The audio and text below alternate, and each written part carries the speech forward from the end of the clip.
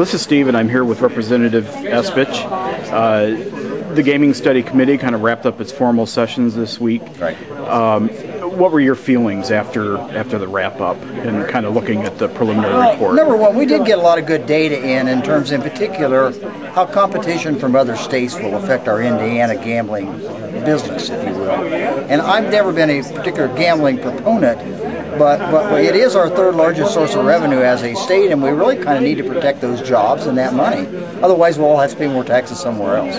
But I thought there were some good conclusions in terms of learning what the impact of, as we call them, racinos in Kentucky or casinos in Ohio or new casinos in Illinois. So we learned a lot. Beyond that, I would say that the committee was pretty firm in saying that we are not going to recommend that any new casinos be sited in Indiana now. There was some talk, for instance, here in Northeast Indiana that someone might want a casino.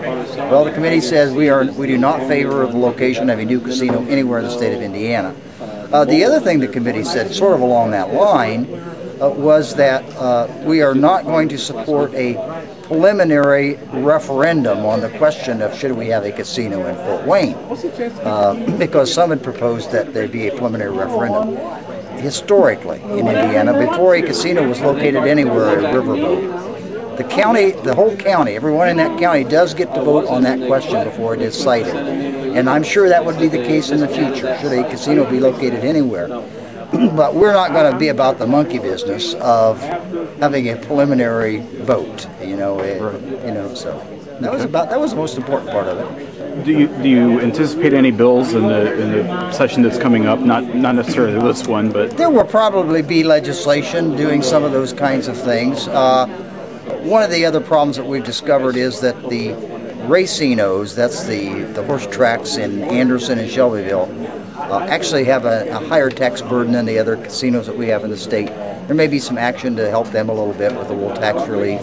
But I don't do gaming legislation myself. We're all kind of specialists in the legislature, believe it or not. And I do fiscal policy stuff, and that's the reason I was on this study committee. It wasn't because I'm a gamer or I deal a lot in gaming legislation. It was because I have a real concern about protecting the fiscal integrity of Indiana. And so I was there to look at the dollars and cents. Do you anticipate any kind of realignment of what casino licenses are already out there? The only thing that might happen, in Gary they have actually what's called Majestic Star 1 and Majestic Star 2. There are two boats that set in Lake Michigan on a pier, and they are exactly opposite each other. I mean, you could walk out one and walk in the other one in 20 feet.